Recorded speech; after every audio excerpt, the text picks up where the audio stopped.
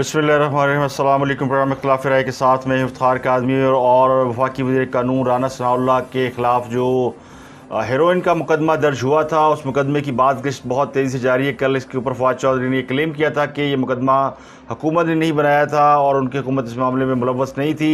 तो इसकी मज़ीद डिटेल सामने आ रही है कि क्या हुकूमत इस वाक़े में मुलव्वस थी या नहीं मुलव्वस थी, और राना सनाउल्लाह के ऊपर जो 15 किलो हेरोइन डाली गई थी वो कहाँ से आई। ये सबसे दिलचस्प इंकशाफ है कि राना सनाउल्लाह के ऊपर जो 15 किलो हेरोइन डाली गई थी वो हेरोइन किसी और के पास नहीं थी। वो हेरोइन का थैला एक बड़ी अहम शख्सियत के पास मौजूद था, जिन्होंने पहले इस्लामाबाद पुलिस के साथ मिलकर ये साज़बाज़ करने की कोशिश की कि राना सनाउल्लाह के ऊपर मनशियात का मुकदमा बनाया जाए, और राना सनाउल्लाह जब इस्लामाबाद में मौजूद ना हो तो उनके लॉज में या उनके कमरे में जो ये हेरोइन रख दी जाए और इसको बाद में पुलिस बरामद करके उनके ऊपर मुकदमा बनाए।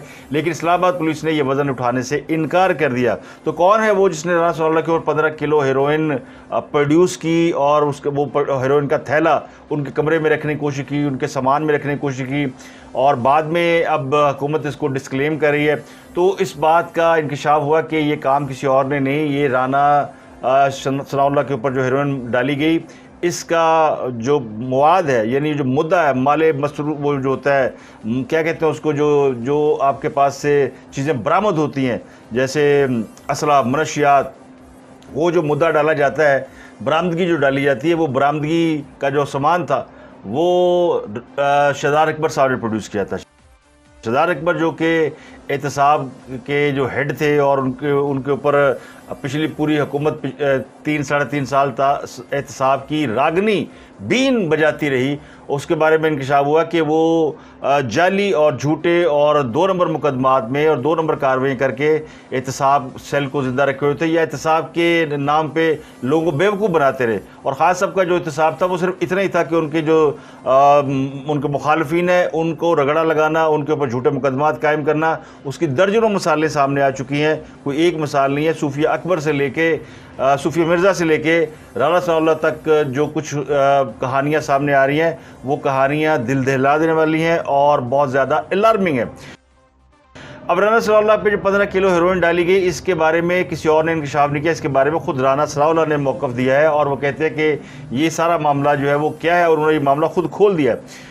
इस पर बात करेंगे कि ये इस मामले की एक्चुअली बैकग्राउंड क्या है, लेकिन साथ ही आपको मैं एक और बात बता दूं कि और साबिक़ वज़ीर-ए-आज़म इमरान खान जो कि बड़े इन दिनों उनके बारे चर्चे हैं, और उनके चर्चे एक तैयबा गुल केस की वजह से भी हैं कि तैयबा गुल नामी खातून की एक वीडियो उन्होंने इस्तेमाल की और उस वीडियो को इस्तेमाल करके उन्होंने चेयरमैन नैब को ब्लैकमेल किया, और ब्लैकमेल करने के बाद उन्होंने अपने मुकदमात से ख़ुद को बरी यानी बंद कराए अपने ख़िलाफ़ मुकदमात, और अपने मुखालफिन के ख़िलाफ़ मुकदमात कायम कराए और उनको कई महीने जेलों में रखा।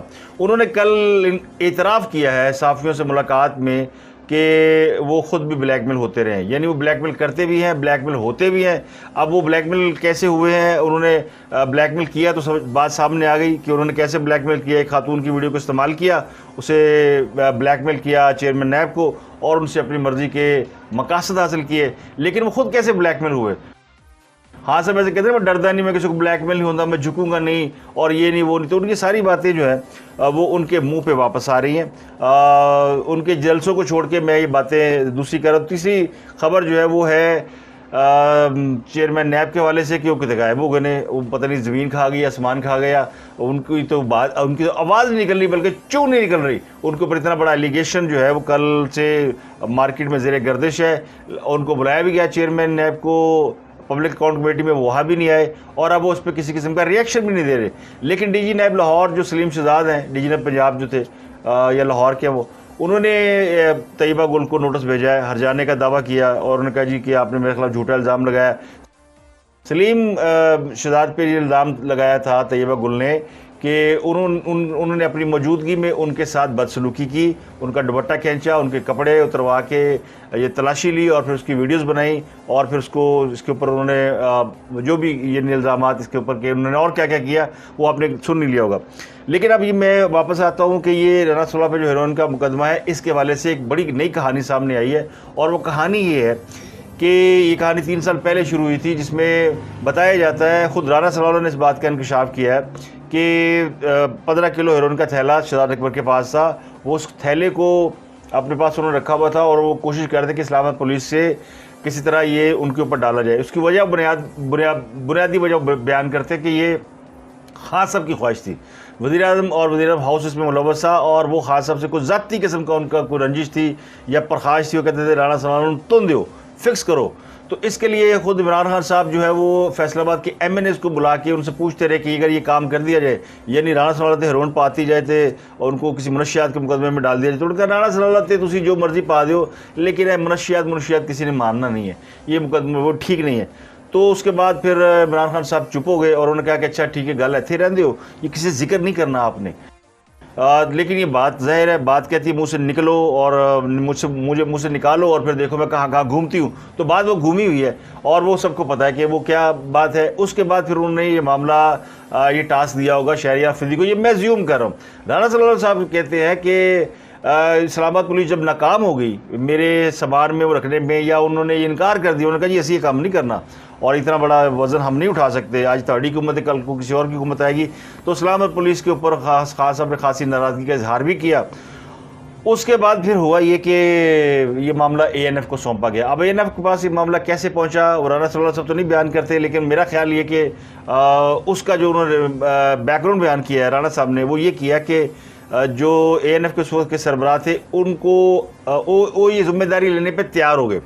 उसकी वजह थी कि उनको बड़े कुछ शायद हुकूमत से को माली मफादात दरकार थे, कुछ उनके को दो चार काम थे, वो चाहते थे हुकूमत ये काम कर दे। तो वो वाया बठिंडा शहरियार अफरीदी के वो पहुँचे और वो फिर पहुँच के प्राइम मिनिस्टर के साथ उनका लिंक हो गया वज़ीर हाउस तक। तो फिर वो मामला इमरान खान ने देखा, आज़म खान ने देखा, किसी और ने देखा, लेकिन मामला लिंक हो गया। फिर ये मामला काबीना में गया। तो राणा सनाउल्लाह साहब कहते हैं जनाब मैंने ये बात मुझे उस वक्त भी मालूम है कि उस वक्त काबीना के अंदर कुछ जिन लोगों ने इस मुकदमे की मुखालफत की और ये कहा कि ये आप गलत कर रहे हैं, उनमें 3 लोग थे, अकेले फवाद चौधरी नहीं थे। उन्होंने कहा तारिक बशीर चीमा ने इसकी मुखालफत की, उन्होंने कहा फिर इसके अलावा ब्रिगेडियर इजाज शाह ने इसकी मुखालफत की।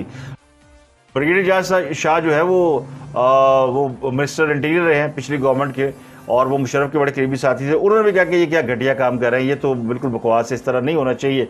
और ये इमरान खान साहब की मौजूदगी में कहा, लेकिन इमरान खान साहब ने इस पर कोई रिएक्शन नहीं दिया। तो ये सवाल पूछा गया कि फिर इमरान खान अगर इसमें इन्वॉल्व नहीं थे तो फिर उनके वज़रा ने मुखालफत कैसे की और इमरान खान साहब ने मुखालफत बर्दाश्त कैसे कर ली। तो राणा सनाउल्लाह साहब कहते हैं शायद वो इमरान खान साहब खुद को एक्सपोज नहीं करना चाहते, लेकिन विचू पक्के सन की जनाब काम हो जाना चाहिए और ये कर देना चाहिए, तो ये काम हो गया। तो ये सारी जो यानी कहानी सामने आई है, इसको तो इससे तो लगता है कि ये काम जो है वो पिछली हुकूमत ने प्लान किया और उस प्लान के तहत फिर 15 किलो हेरोइन प्रोड्यूस की गई। अब वो शहजाद अकबर साहब तो भाग गए मुल्क से, उनको अदालत ने जाने दिया था, हालांकि पता था उनके ऊपर बड़े बड़े मामलात हैं और उन्होंने जितने मुखालफीन हैं उनको किस तरह वो ज़ाती इंतकाम और फिर उन्होंने खास के लिए सरबत बड़ी दी है। वो बैरियर टाउन वाला केस मलिक रियाज साहब का आपके सामने है कि उनसे जो 190 मिलियन रुपया जो लिया गया बरतानवी हुकूमत से, वो स्टेट बैंक के पास तो पहुंचा ही नहीं है, स्टेट बैंक भी मुकर गया। वो इतनी बड़ी रकम किसके पास गई, किसकी जेब में गई, आज तक हनूज यानी सवालिया निशान बना हुआ है। तो शहजाद अकबर साहब का काम एहतसाब करना नहीं था, बल्कि एहतसाब के नाम पर लोगों को ब्लैकमेल करना या उनको एक्सप्लॉइट करना या सियासी मुखालिफिन को अंदर करना था। तो एहतसाब की कहानी, एहतसाब का ड्रामा पूरा ज़मीन बोस हो चुका है। कल तैयबा गुल ने इसके ऊपर जो इंकशाफात किए PAC के सामने, पब्लिक अकाउंट कमेटी के सामने, और चेयरमैन नैब को जिस तरह उन्होंने पूरा चार्जशीट किया, उसके बाद तो फिर वो नैब वाली कहानी ठुस हो गई। ऐसे लिए इमरान खान साहब नवा बयानिया ले कि जनाब अमरीकी साजिश, वो अब वो ये नहीं कहते कि नैब ने ये किया या फलाने के, वो कहानी दूसरी है। अब उसका जिक्र भी नहीं करते।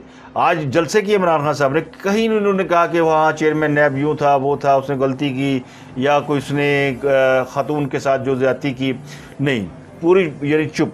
तो ये चूट चुताली वालों की कहानी खोल रही है, यानी झूठ की गंगा जो बहाई गई थी ना, वो सारी कहानी सामने आई। दूसरा झूठ सुन लें उनका, वो भी आपको बता देता हूँ। लेकिन इसमें मेरा एक सवाल है, राणा सनाउल्लाह साहब ने जब ये गुफ्तगू सारी की और ये मान लिया कि उनके खिलाफ जो केस है वो साबिक़ वज़ीर-ए-आज़म की ख्वाहिश इमा पे हुआ और इसमें वज़ीर-ए-आज़म हाउस इन्वॉल्व था, तो अब उनसे सवाल ये कि अली जा, अब आपने करना क्या है?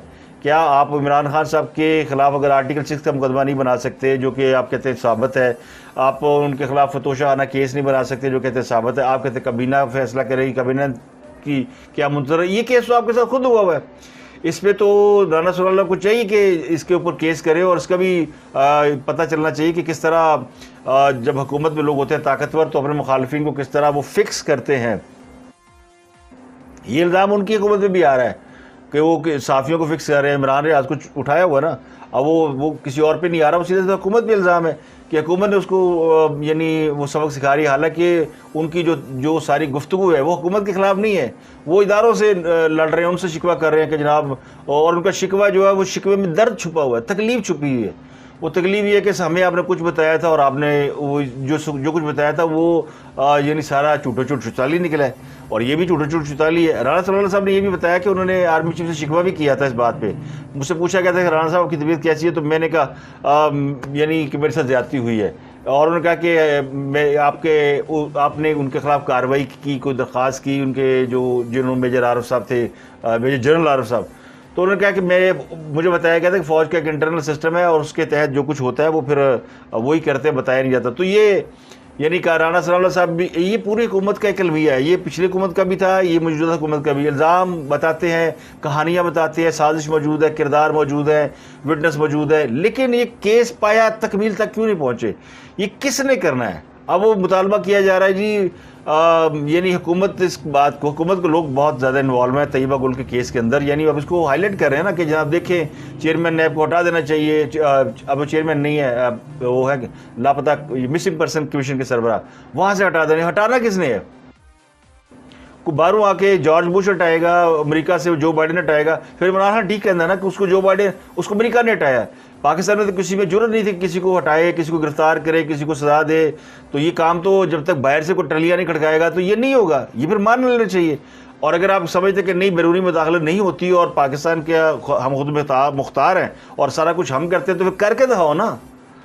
यानी अजीब समझ से बाहर है कि क्यों नहीं होता। तो चेयरमैन तहरीक इंसाफ ने कल की सहाफ़ियों से लाहौर में मुलाकात, और उन्होंने इसमें इंकशाफ किया कि उन्होंने ब्लैकमेलिंग की वजह से परवेज़ इलाही को पंजाब का वज़ीर आला नामज़द किया। यानी वो मन गया कि मैं जी ब्लैकमेल हुआ था, यानी अब आ जाए ना उसके ऊपर परवेज़ इलाही साहब को सोचना चाहिए कि वो उनको जो तोहफे में मिली है वज़ारत आला की उम्मीदवारी, वो कैसे मिली है। तो उन्होंने कहा जी मैं यानी अब मैं अपने दौर में छोटी छोटी जमातों से ब्लैकमेल होता रहा, इसी ब्लैकमेल की वजह से मुझे परवेज़ इलाही को नामज़द करना पड़ा। फिर परवेज़ इलाही की वजह से पार्टी में इख्तिलाफ़ात हुए और परवेज़ इलाही के नाम पर बहुत से रहनुमा नाराज़ हो गए।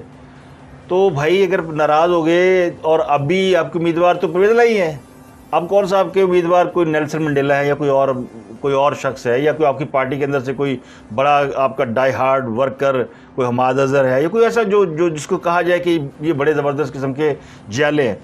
तो ऐसा कुछ नहीं है।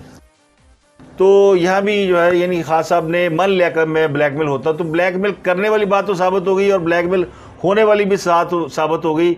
ये थे वो साहब जो कहते थे मैं रियासत मदीना बना रहा हूँ, उसका सरबराह हूँ। झूठे। काजी फाइज साहब पे केस बनाया तो वो हमने नहीं बनाया था, वो जनाब हमने गलती की हमने बना के। राना सनाउल्लाह पे केस बनाया, वो जी हमने नहीं किया था, वो तो किसी और ने किया था, हमने नहीं किया था। तो यानी अगर आपने किया नहीं तो हुकूमत में आपके छोले लेने के लिए बैठे होते हैं और आप कहते हैं हमें फिर हुकूमत दो, अब हम दोबारा 2 तिहाई सीट से आएंगे, हम हुकूमत करेंगे। हुकूमत ने दोबारा आके भी आपने यही कुछ करना है। तो ये कौम देख चुकी है कि आप क्या करते हैं और इसलिए यानी कहानियाँ खुल रही हैं। तैयबा गुल की और भी गुफ्तगू सामने आ रही है और ये इंकशाफ भी हुआ है कि उनके यानी अभी तक उनकी जो गुफ्तगू थी 2 दिन की और कार्रवाई थी, उसके ऊपर अभी तक कोई ऑफिशियली कार्रवाई नज़र नहीं आई। इस वजह कि 1-2 मिनिस्टरों ने कहा है कि हम उस पर कानूनी कार्रवाई करने जा रहे हैं। क्या करने जा रहे हैं अल्लाह बेहतर जान दे, लेकिन ख़ुद उनका कोई रिएक्शन नहीं है अभी तक। जावेद इकबाल साहब खामोश है, सुमन बुकमन वो कोई बात ही नहीं कर रहे, कोई ना रिएक्शन दे रहे हैं। यही हाल उनका उस वक्त हुआ था जब तैयबा गुल की वो वीडियो मंजर आम पर आई थी, उस वक्त भी वो चुप। और ये नहीं इतना बड़ा आदमी जज जिसकी रेपुटेशन और उसके ऊपर इस तरह के इल्ज़ाम लगे और खामोश रहे, या तो वो इसको डिनाई कर दें या फिर उसको ऑन करके इस्तीफ़ा दें और घर चले जाएं, लेकिन वो ये दोनों काम नहीं कर रहे। तो इसीलिए उनको वो कहा जाता है चुम्मी शाह। उनके अंदर ये कमज़ोरी पाई जाती है कि जो कि बहुत से इंसानों में बहुत सी खामियाँ होती है, बल्कि हर इंसान में कोई ना कोई एक आध खामी ज़रूर होती है। किसी कोई एक्सपोज हो जाता है, कोई उस खामी को छुपाए रखता है।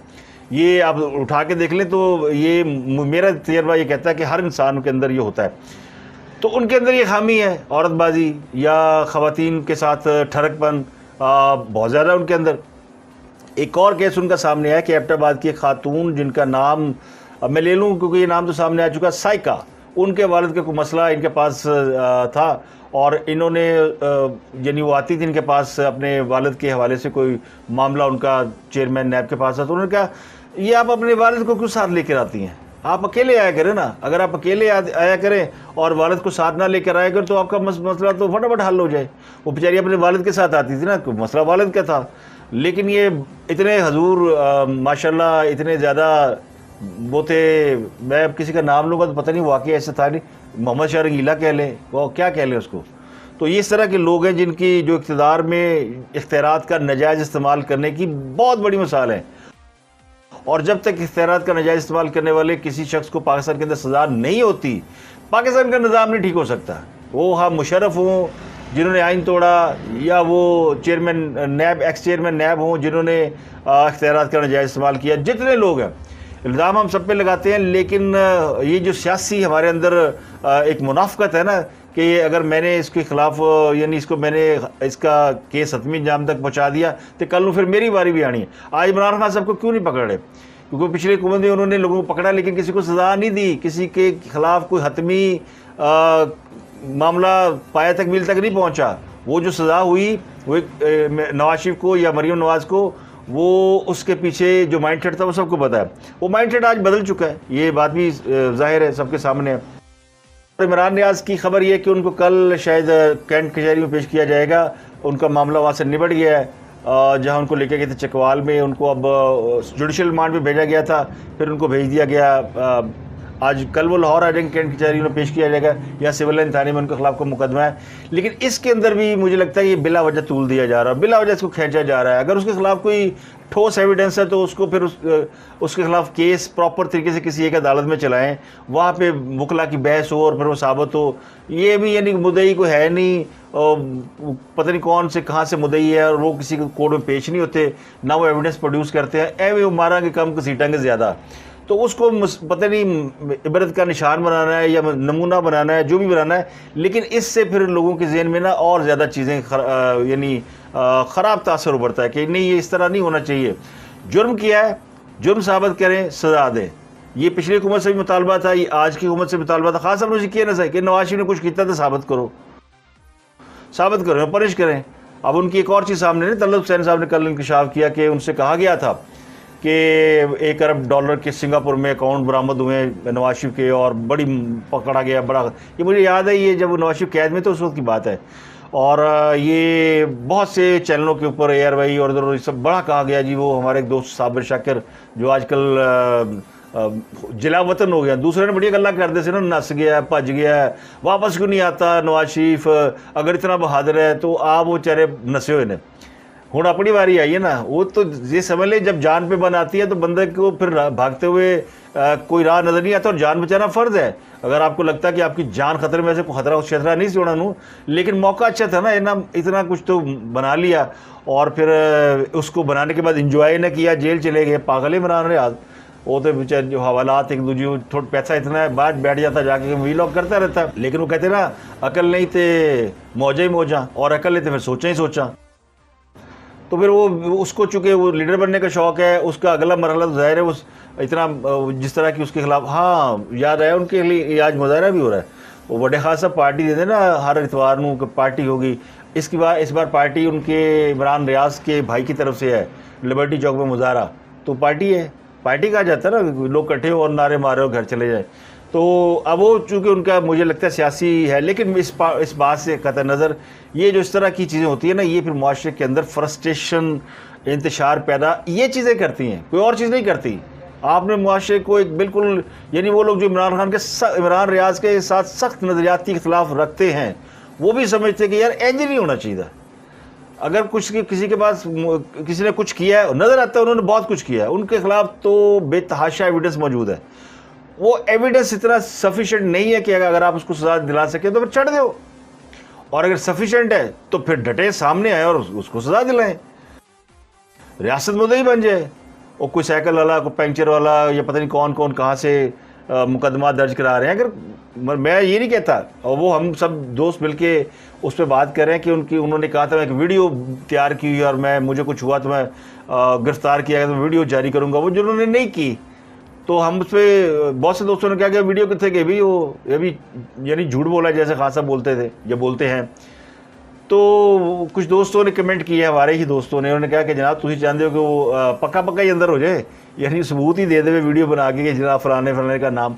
तो ये मेरा ख्याल है वो ये बात भी ठीक है कि अगर उसने कोई वीडियो रिकॉर्ड कराई और किसी का नाम लिया तो उसको अगर वो वीडियो आएगी तो उसके खिलाफ एविडेंस बनेगा। वकील ने समझाया होना, वकील सियाने होते हैं और उन्हें पता कि, और बेचारे जज्बाती लोग तो जज्बाती होते हैं ना, उसकी जिससे लड़ाई है जिससे शिकवा है वो जाने और उनका काम जाने। आज के लिए इतनी आपसे मुलाकात होती, अगले व्लॉग में अपना गिरदनवा के लोगों का बहुत बहुत ख्याल रखिएगा।